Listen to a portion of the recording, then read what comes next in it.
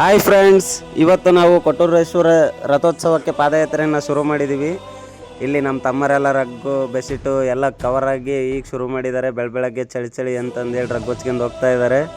ಇಲ್ಲಿ ಬಂದ್ಬಿಟ್ಟು ಮುಖ ತೊಳೆದ್ವಿ. ಮುಖ ತೊಳ್ಕೊಂಡು ಎಲ್ಲ ಫ್ರೆಶ್ ಅಪ್ ಆಗಿ ಇನ್ನೇನು ಎಲ್ಲ ರೆಡಿ ಆಯಿತು. ಟಿಫನ್ ಮಾಡ್ಕೊಂಡು ಇಲ್ಲೆಲ್ಲ ಪಾದಯಾತ್ರಿಗಳಿಗೆ ಕಾಲು ಮಸಾಜ್ ಮಾಡೋದಾಗಿರ್ಬೋದು, ಗುಳಿಗೆ ಮಾತ್ರೆ ಮತ್ತು ಪ್ರಸಾದದ ಸೇವೆ ಆಗಿರ್ಬೋದು, ಎಲ್ಲ ಭಾಳ ನೀಟಾಗಿ ವ್ಯವಸ್ಥಿತವಾಗಿ ಮಾಡಿದರು. ಅದನ್ನೆಲ್ಲ ನೋಡಿ ತುಂಬ ಖುಷಿ ಆಯಿತು. ಹಾಗೆ ನಾವು ಪ್ರಸಾದನ ಸೇವನೆ ಮಾಡ್ಕೊಂಡು ಮತ್ತು ಅಲ್ಲಿರೋ ವ್ಯವಸ್ಥೆ ಎಲ್ಲ ನೀಟಾಗಿ ನೋಡ್ಕೊಂಡು ಖುಷಿ ಆಯಿತು. ಅಲ್ಲಿಂದ ಎಲ್ಲದನ್ನೂ ಮುಗಿಸ್ಕೊಂಡು ನಾವಿನ್ನು ಹೊರಟ್ವಿ. ನೀವು ಹಾಗೆ ನೋಡ್ಕೊಂಬರ್ರಿ ವ್ಯವಸ್ಥೆ ಹೆಂಗೈತಿ ಅಂತಂದು ಹೇಳ್ಬಿಟ್ಟು.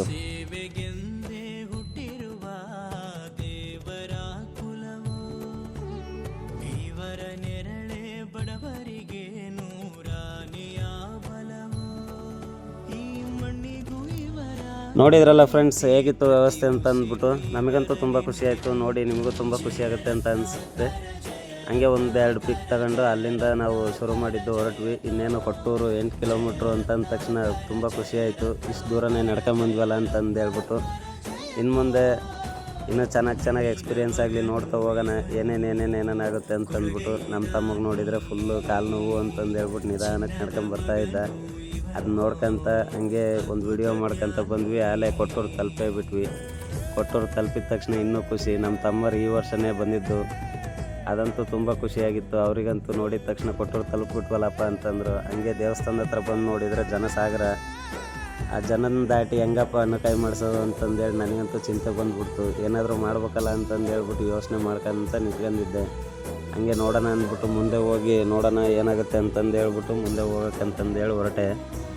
ಅಲ್ಲಿಂದ ಮುಂದೆ ಬಂದೆ. ದೇವಸ್ಥಾನದ ಹತ್ರ ಬಂದ್ಬಿಟ್ಟು ಅಲ್ಲಿ ನೋಡ್ತಾ ನಿಂತ್ಕೊಂಡು ಎಲ್ಲರೂ ಹಣ್ಣುಕಾಯಿ ಅಲ್ಲಿ ಕಟ್ಟೆ ಮೇಲೆ ಇಟ್ಬಿಟ್ಟು, ಆಮೇಲೆ ಉದ್ದಿನ ಕಡ್ಡಿ ಹಣ್ಣುಕಾಯಿ ಎಲ್ಲ ಕಟ್ಟೆ ಮೇಲೆ ಇಡ್ತಾಯಿದ್ರು. ಅಲ್ಲೆಲ್ಲ ಇಡಬೇಡ್ರಿ ಅಂತಂದೇಳಿ ದೇವಸ್ಥಾನ ಕಮಿಟಿಯವರೆಲ್ಲ ಹೇಳ್ತಾಯಿದ್ರು. ಅದನ್ನೆಲ್ಲ ಮುಗಿಸ್ಕೊಂಡು ಹಂಗೆ ಒಂದು ಲೈನಲ್ಲಿ ಸೇರ್ಕೊಂಡೆ. ನೋಡ್ತಾ ನಿಂತ್ಕೊಂಡೆ ಸುತ್ತಮುತ್ತಲು ಹೆಂಗೈತೆ ಅಂತ ಅಂದ್ಬಿಟ್ಟು. ಹಾಗೆ ನೀವು ನೋಡ್ಕೊಂಡು ಬನ್ನಿ, ನೋಡೋಣ ಹೆಂಗೈತೆ ದೇವಸ್ಥಾನ ಸುತ್ತಮುತ್ತ, ಎಷ್ಟು ಜೋರಾಗಿ ನಡೀತಾ ಐತೆ ಜಾತ್ರೆ ಅಂತಂದ್ಬಿಟ್ಟು ನೀವು ನೋಡ್ಕೊಂಡು ಬರ್ರಿ.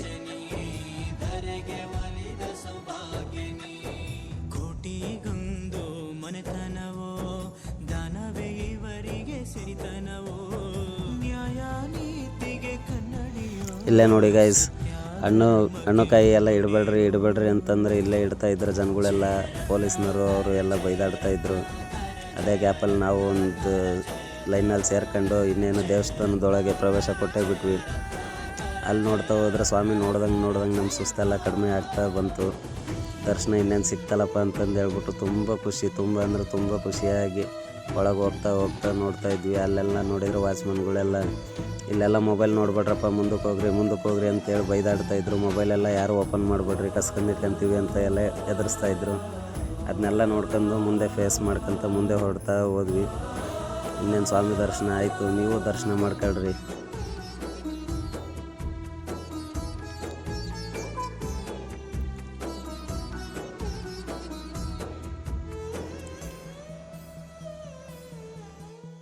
ಹಾಡೋ ಭಾಷೆಗೊಂದು ನೀಡೋ ಮಾತಿಗೆಂದು ಶೋಭೆ ತರುವ ಜೀವನ. ನಿನ್ನ ಕುಲವು ಎಂದು ನಗುತ್ತಿರಲಿ, ನಮ್ಮ ಆಯಸ್ಸಲ್ಲದ ಭಾಗ ನಿಂದಿರಲಿ. ಮನಸ ಜಾತಿಗೆಂದು ನೋವ ಕಳೆಯಲೆಂದು ಧರೆಗೆ ಇಳಿದಿರೋ ಮಾಧವ. ನೀನು ಹರಸಿದ ದೇವ್ರ ದರ್ಶನ ಮಾಡ್ತಾ ಖುಷಿಯಾಗಿ ಮುಂದೆ ನುಗ್ತಾ ಹೋಗ್ತಾ ಇದ್ವಿ. ಹಾಗೆ ಅಲ್ಲೆಲ್ಲ ದೇವಸ್ಥಾನ ಸುತ್ತಮುತ್ತ ಎಲ್ಲ ವಿಗ್ರಹಗಳನ್ನು ನೋಡ್ಕೊಂತ ಮುಂದೆ ಹೋಗ್ತಾ ಇದ್ವಿ.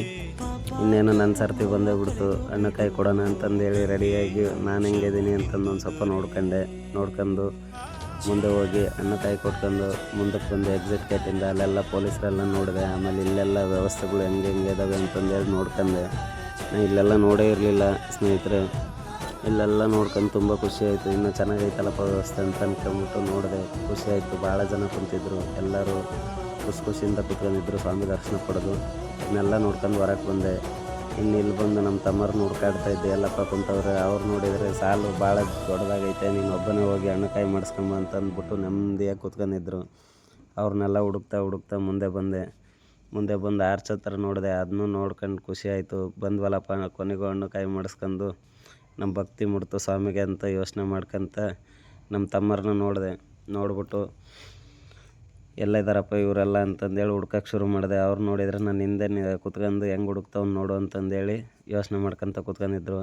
ಆಮೇಲೆ ಅವರಿಗೆಲ್ಲ ಫೋನ್ ಮಾಡಿದೆ, ಎಲ್ಲಿದ್ದಾರೆ ಏನು ಎಂತು ಅಂತಂದೇಳಿ ತಿಳ್ಕೊಂಡು ಅವ್ರನ್ನ ಕರೆಸ್ಕೊಂಡು ನೆಕ್ಸ್ಟ್ ಬಂದು ಮನೆಗೆ ಬಂದು ಪ್ರಸಾದ ತಗೊಬೇಕಲ್ಲ ಅಂತಂದೇಳಿ ಯೋಚನೆ ಮಾಡ್ಕೊತ ಪ್ರಸಾದ ತಗೊಂಡು ನೋಡ್ಕೊಂಡು ಏನೇನು ಬೇಕು ಅಂತೇಳಿ ಎಲ್ಲ ನಮ್ಮ ತಮ್ಮನ ಕೈಯಾಗ ಅಮೌಂಟ್ ಕೊಟ್ಟು ಪ್ರಸಾದ ತಗೊಳಪ್ಪ ಅಂತಂದು ಹೇಳ್ಬಿಟ್ಟು ಪ್ರಸಾದ ಕೊಡಿಸ್ಕೊಂಡು ನಂತರ ನಾವು ಬಂದಿದ್ದು ರಕ್ತದಾನ ಮಾಡ್ಬೇಕಂತೇಳಿ ಎಲ್ಲರೂ ರಕ್ತದಾನ ಮಾಡಿರಿ. ರಕ್ತದಾನದಿಂದ ಎಷ್ಟೋ ಜೀವಗಳು ಕಳ್ಕೊತಾ ಇದ್ದೀವಿ ಇವತ್ತಿನ ದಿನ.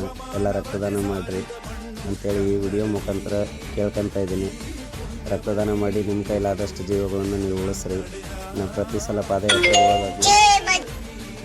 ಪಾದಯಾತ್ರೆ ಹೋದಾಗಲೂ ರಕ್ತವನ್ನು ದಾನ ಮಾಡಿ ಬರ್ತೀನಿ.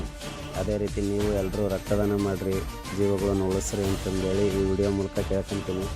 ಇಲ್ಲಿ ಪಕ್ಕದಲ್ಲಿ ಕುತ್ಕೊಂಡು ನಮ್ಮ ತಮ್ಮನ ಬ್ಲಡ್ ದಾನ ಮಾಡ್ತೀನಿ ಅಂತಂದೇಳಿ ಬಂದು ಜ್ಯೂಸ್ ಕುಡ್ಕೊಂತ ಕುತ್ಕೊಂಡಿದ್ದ. ಇನ್ನು ರಕ್ತ ಕೊಡೋಕ್ಕಿಂತ ಮುಂಚೆನೇ ಜ್ಯೂಸ್ ಕುಡ್ಕೊಂಡು ಕುತ್ಕೊಂಡಿದ್ದ. ಹಂಗೆ ನಾನು ರಕ್ತ ಕೊಟ್ಟಾದ್ಮೇಲೆ ಸೇಬಣ್ಣು ಕೊಟ್ಟರು, ಅದನ್ನು ತಿನ್ಕೊಂತ ಕುತ್ಕೊಂಡೆ. ಚೆನ್ನಾಗಿತ್ತು ಸೇಬಣ್ಣು.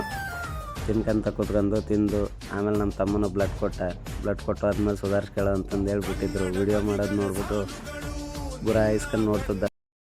ಲಕ್ಷಾಂತರ ಭಕ್ತರ ಹೆಜ್ಜೆಯ ಗುರುತುಗಳ ನಡುವೆ ಒಂದು ದೈವಿಕ ನಡೆ. ಶರಣರ ಸಂಸ್ಕೃತಿ ವಚನಗಳ ಸಾರವನ್ನು ತೋರಿಸಿದ ಮಹಾನ್ ಯೋಗಿಯ ಕ್ಷೇತ್ರ ಶ್ರೀ ಗುರು ಕೊಟ್ಟೂರೇಶ್ವರ. ವಿಜಯನಗರ ಜಿಲ್ಲೆ ಕೊಟ್ಟೂರಿನಲ್ಲಿ ನಡೆಯುವ ಈ ಉತ್ಸವದ ದರ್ಶನವನ್ನು ಪಡೆಯೋಕೆ 100 ಕಿಲೋಮೀಟರ್ ಬರೀ ಕಾಲ್ನಡಿಗೆಯಲ್ಲಿ ಹರಕೆಯೊಂದಿಗೆ ಭಕ್ತರು ಪಾದಯಾತ್ರೆ ಬರುತ್ತಾರೆ. ಸುಮಾರು 100 ವರ್ಷಗಳ ಕಾಲ ಶ್ರೀ ಗುರು ಕೊಟ್ಟೂರೇಶ್ವರ ಸ್ವಾಮಿಯನ್ನು ಹೊತ್ತು ಮೆರೆಸಿದ ಹಳೆಯ ರಥ 2017ರಲ್ಲಿ ಅಚ್ಚು ಮುರಿದು ನೆಲಕ್ಕೆ ಬೀಳುತ್ತೆ. ನಂತರ ಈ ರಥವನ್ನು ಕಟ್ಟುತ್ತಾರೆ. ಮೂಲ ನಕ್ಷತ್ರದಲ್ಲಿ ಶುರುವಾಗುವ ಈ ರಥಯಾತ್ರೆಗೆ ಒಂದು ದಲಿತ ಕುಟುಂಬದಿಂದ ಬರುವಂತಹ ಗಿಣ್ಣಿನ ನೈವೇದ್ಯ ಮತ್ತು ಆರತಿ ಮಾಡಲಾಗುತ್ತದೆ. ಭಕ್ತರ ಸಾಗರವನ್ನು ತುಂಬಿಕೊಂಡಿರುವ ಕೊಟ್ಟೂರು ಕ್ಷೇತ್ರ ಕೇವಲ ಒಂದು ರಥೋತ್ಸವ ಅಲ್ಲ, ಸಂಸ್ಕೃತಿಯ ಒಂದು ಪ್ರತೀಕ, ನಂಬಿಕೆಯ ಉತ್ಸವ, ಭಕ್ತರ ಬದುಕಿಗೆ ದಾರಿ ತೋರಿಸುವ ಒಂದು ಮಹಾನ್ ರಥೋತ್ಸವವಾಗಿದೆ.